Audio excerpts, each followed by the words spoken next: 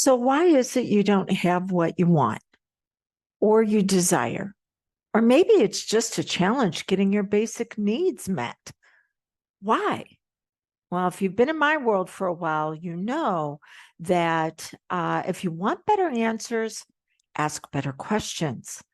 So that's what we're going to be discovering today and over the next 3 additional parts to this series, why you don't have what you want, and better yet, what you can do about it.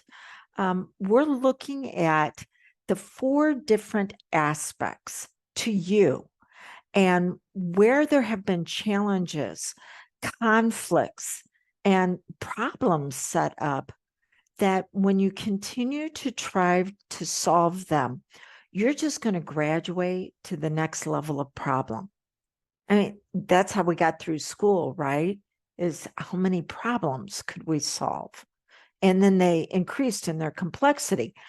I don't know about you, but I'm tired of enduring problems. And I've moved past that. And now it's time to say, okay, what is it that will take for me to have a quality life? And keep in mind that quality life is a byproduct of you bringing out your magnificence and your brilliance. But in order to do that, we need to see what obstacles have been put in your way. So, why is it that you don't have what you want? Well, let's look at what you might need, want, or desire to start with. By the way, there's 3 different categories needs. They used to say, hey, all we needed was what? Food and shelter. Oh, incorrect. Have you heard about loneliness now being the new disease, dis-ease, and that it's as significant as smoking on the toll that it'll take on your life? And here's some insight. I already know that the challenges you're experiencing can be traced back to one of 2 triggers, or maybe you're a high achiever and you've got both. One, you don't have anybody. You, because of either chronic or an acute experience discovered at a very early age, nobody had your back. You were in this alone. And on top of that, you were supposed to make things happen for others. The very best parts of you were weaponized against you for you to make life happen for someone else. Okay, so you're in this alone. And 2, you're nobody. Who in the heck are you? That's the beginnings of what's known as imposter syndrome. But that's what was used against you in order to control you. It's also known as tall poppy syndrome. At one point, you did realize in life that you had security. If it is to be, it is up to me, that you could make things happen, but that you had freedom of choices of who you wanted to make it happen for. And that significance then says, oh, look at me. I can partner up with somebody else, and what we can create together is more beautiful than what we could create apart. And it's at that point, somebody was threatened by your power and decided to put you in a place where they felt like you were more controllable. By the way, I just went over the core 4 wounds: abandonment, rejection, unworthiness, and invalidation.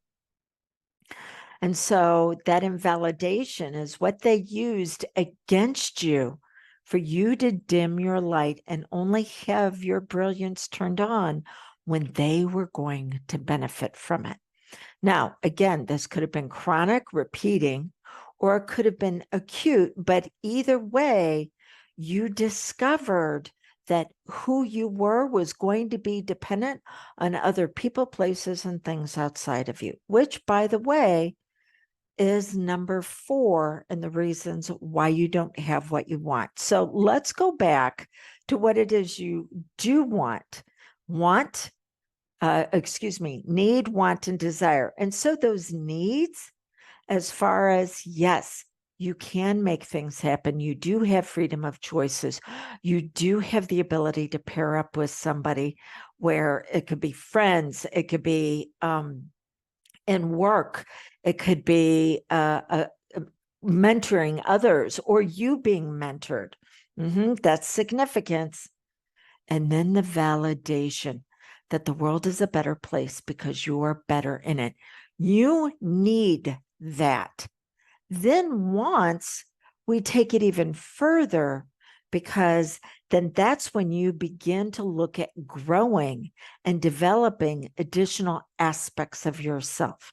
But until the needs in the core four are taken care of, you won't have the space for the growth, because the growth and the leadership, those two levels only come in a functional, healthy way after the core four has been met.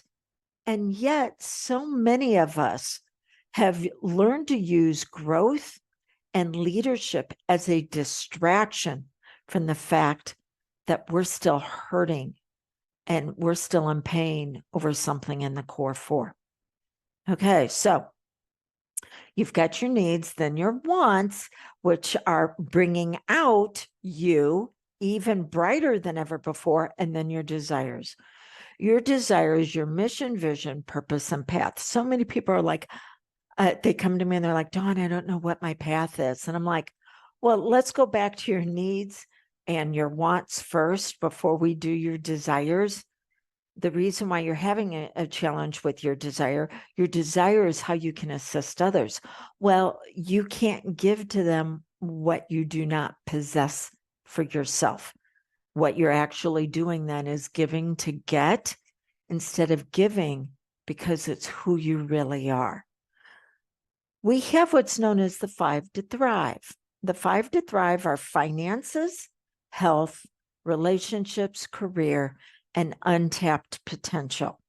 So we want to look at your needs and wants in that order, because it's really hard to have a healthy relationship or relationships when you are really struggling with those finances. And your health, oh, forget it. The stress is going to have it out the window. But then you could also say those relationships are going to determine how you're able to show up in your career. Because if you're worrying about what's going on at home, it's really hard for you to focus on being fulfilled and how you're making the world a better place through your brilliance. And then that untapped potential can be a real challenge if the career, it doesn't necessarily have to light you up and be your calling, but your career needs to be healthy enough that it can fund your calling, which brings us back to the finances all over again. Okay. So to go back to the original question, why you don't have what it is that you want, need, want, desire, and better yet, what can you do about it? We're looking at 4 areas. We're looking at your programming, which is mental, your conditioning, which is emotional. We're looking at how you solve problems, which is physical.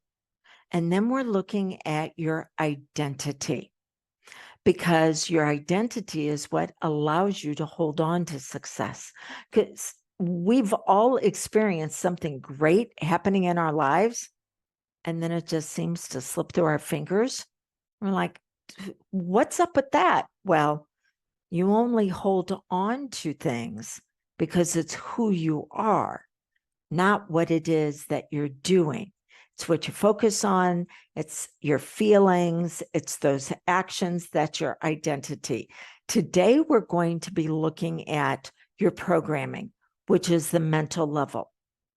And so, again, we're going to go back to something that happened, acute or chronic, and it caused you to do what's known as spiraling down in your brain and spiraling down in your system into survival mode.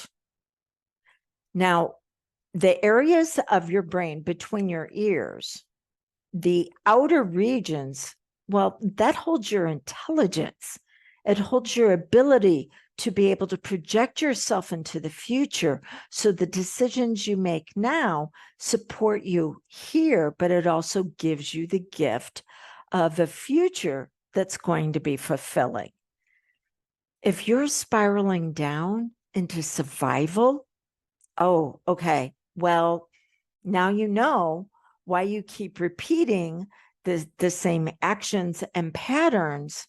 It's because it's just going to get you through what it is that you need right now, because you were taught that you're in this all alone and that you're not good enough. And that's what you keep accessing in your brain. Now, of course, there's areas where you're not good enough. It's what's known as beginner's brain.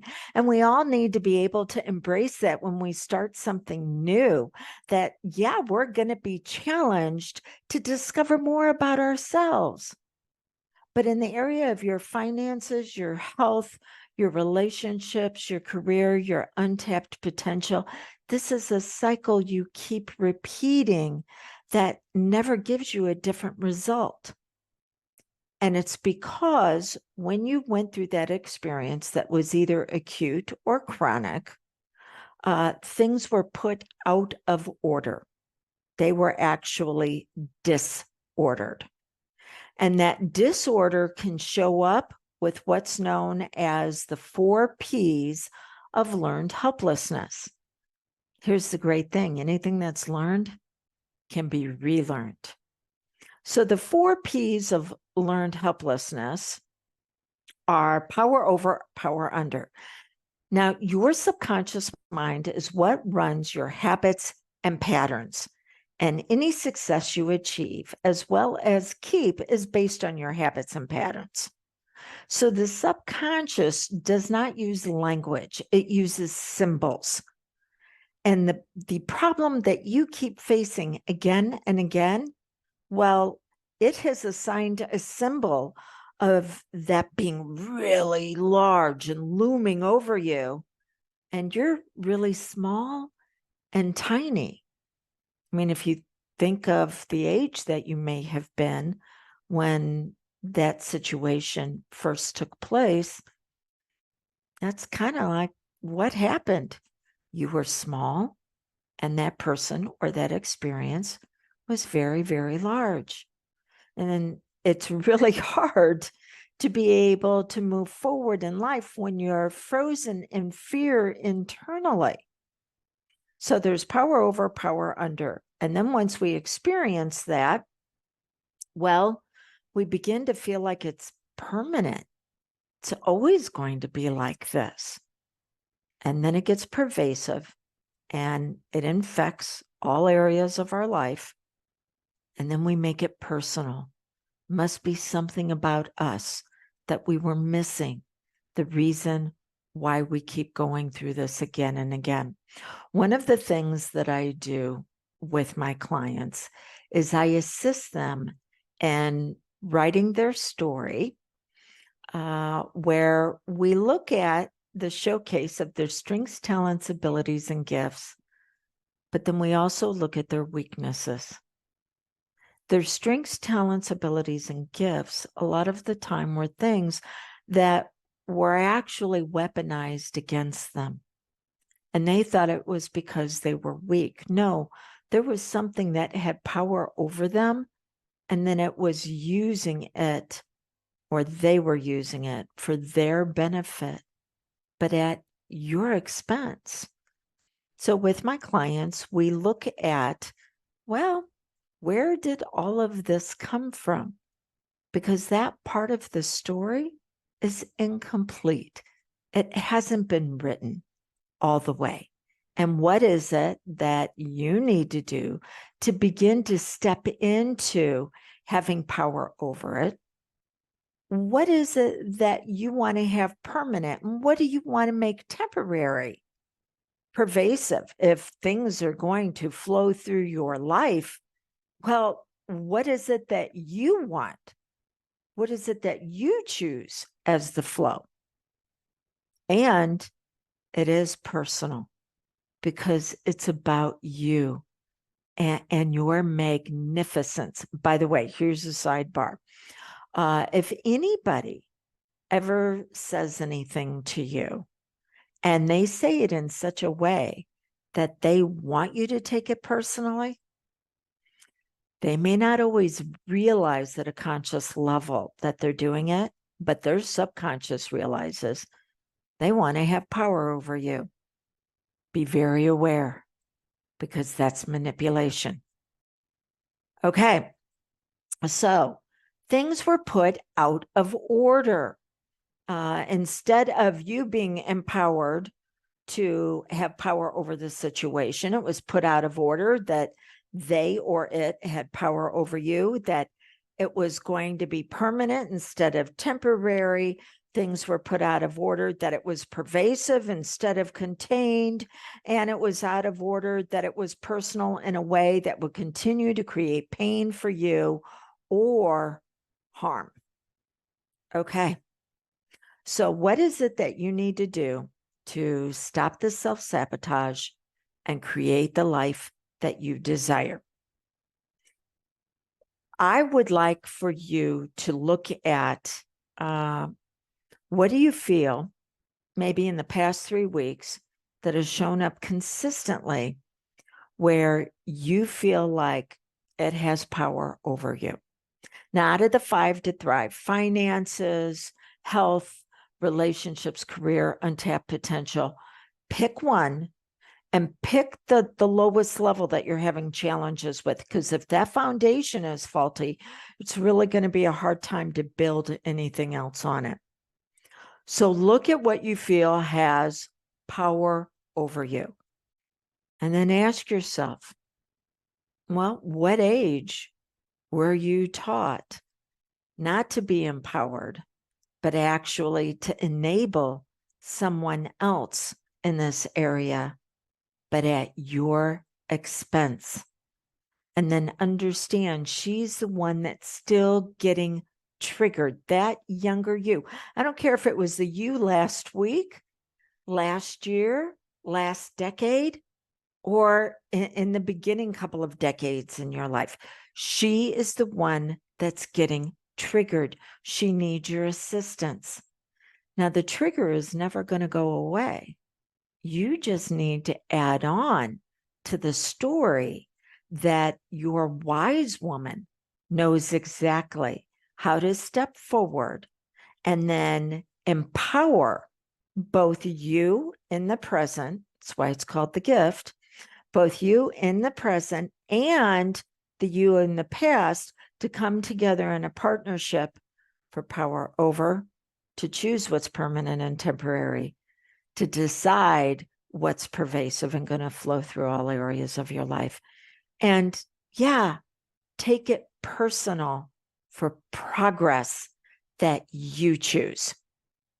Again, this is what I do to assist my clients, and something that I only offer this time of year. It's what's known as VISTA: vision, inspiration, strategies, tactics, and achievement through accountability. If you want to know more about that, then go to dawnlandrum.com, click on the tab that says VISTA, and you will see a very special offer that you have, but know that it is just for now. Okay.